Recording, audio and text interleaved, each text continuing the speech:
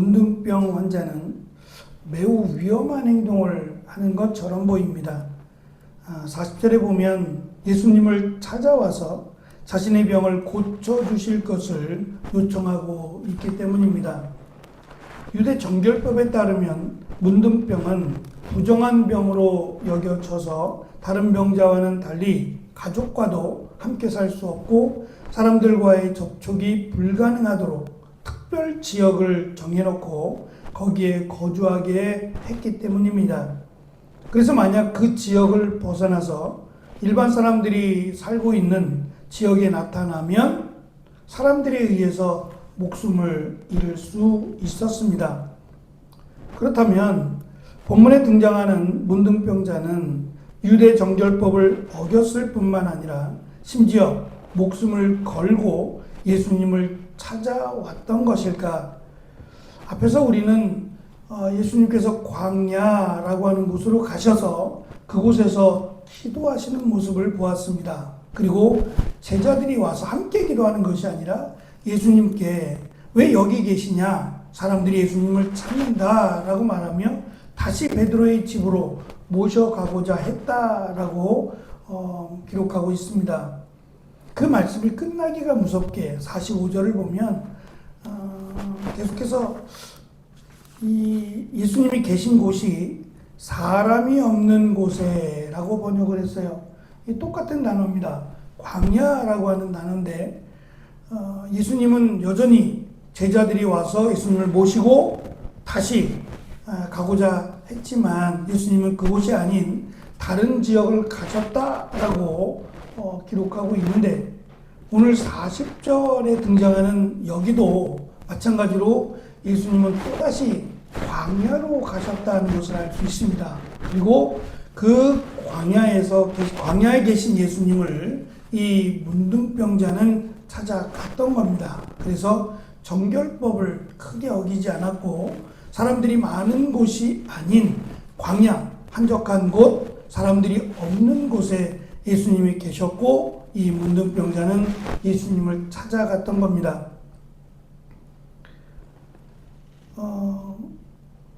반대로 생각해 보면 왜 예수님께서 물론 이 문둥병자의 마을로 들어가신 적도 있어요. 나병 환자들이 살고 있는 문둥병자들이 머물고 있는 지역을 의도적으로 들어가셔서 그들의 병을 고쳐주시기도 했지만 마치 의도적으로 이 사람들이 없는 곳에 계셔서 이 문둥병자가 예수님께 오기를 기다리신 것은 아닐까라고 하는 기대를 갖게 하기도 합니다.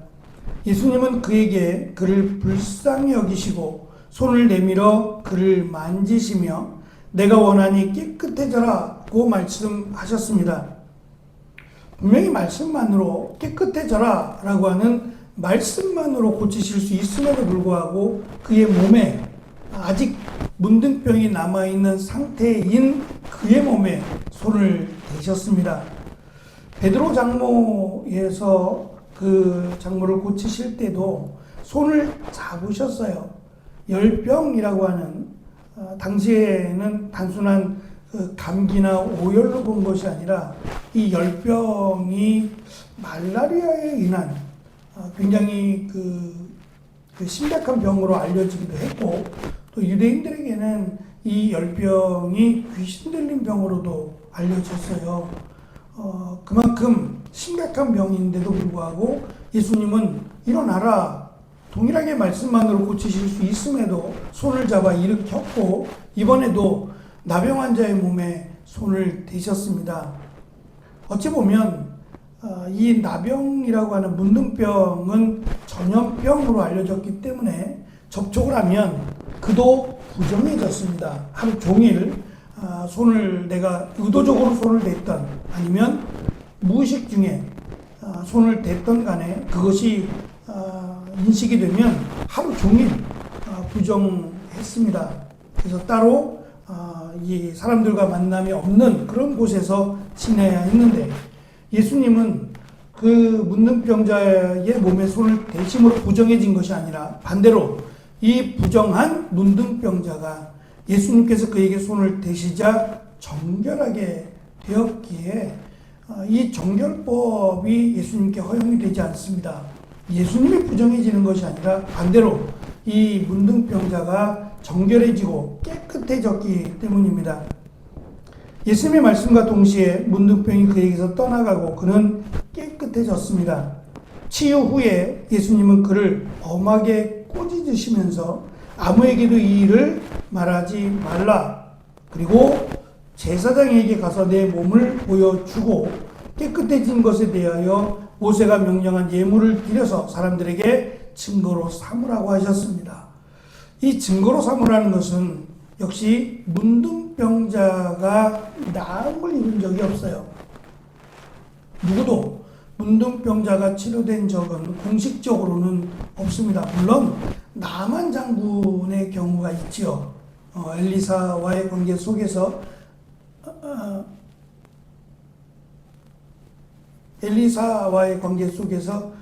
나아만이 치유된 적은 있습니다. 이제 그것은 이제 좀 특별하죠.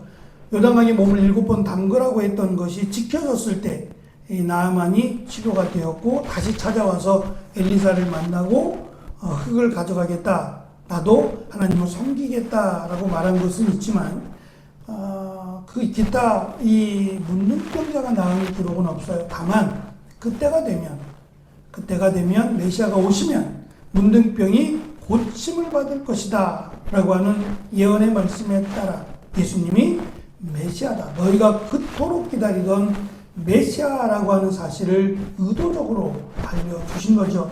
다만 사람들이 예수님께 와서 고침을 받으려고 또 예수님의 명성이 예수님을 왕으로 세우려고 하는 이것을 알고 계시기에 말하지 말라 하신 겁니다.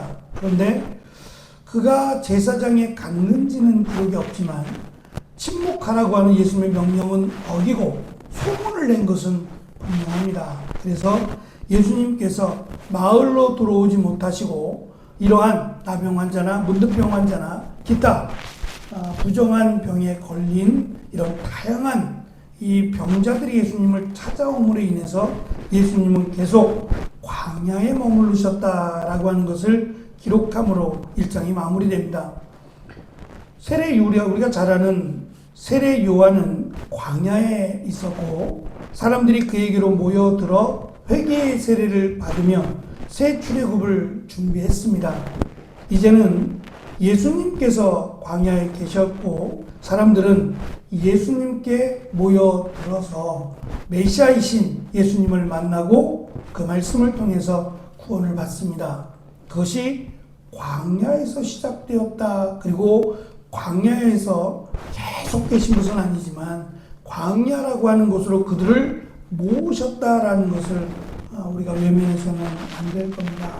예수님은 자신의 이름이 드러나서 왕으로 세워지는 것을 원하지 않으셨어요. 예수님이 원하신 것은 우리에게 우리의 죄를 대속하기 위한 십자가의 길을 가시는 거였고 그리고 소외되고 외면받는 이들을 의도적으로 만지시고 그들에게 손을 대시며 그들을 치유하셨던 것을 우리는 봅니다. 땅끝이라고 하는 우리에게 맡기신 사명은 지역적 땅끝도 있지만 소외받고 외로운 이들을 향한 손을 내밀어야 한다라고 하는 말씀이기도 합니다. 이 일을 예수님께서 우리에게 보여주시고 이 길을 가야 할 것을 제자들에게 말씀하셨어요. 제자들의 입장에서는 왜 또 광야냐고, 왜 또 이러한 병자들이냐고, 이들을 고치면 어찌 보면 아무런 유익이 되지 않아요. 문둥병자를 고침으로 무슨 유익이 되겠어요? 오히려 위험하고 자신들이 부정해질 수 있다라고 하는 사실 때문에 말은 안 하지만 상당히 불편했을 것이다. 같이 있었다면, 예수님과 함께 있었다면 상당히 불편했을 것이다 라는 생각도 가져보았어요. 예수님이 메시아이심을 믿었다면 당연히 기쁘고 감사한 일이었겠지만 예수님을 메시아로 믿지 않았다면 상당히 불편했을 것이다 라는 생각이 듭니다. 예수님을 어떻게 믿느냐에 따라서 우리의 삶은 달라질 겁니다. 예수님을 메시아로, 예수님을 하나님으로 믿는 믿음이 우리에게 늘 함께하기를 축원합니다. 기도하겠습니다.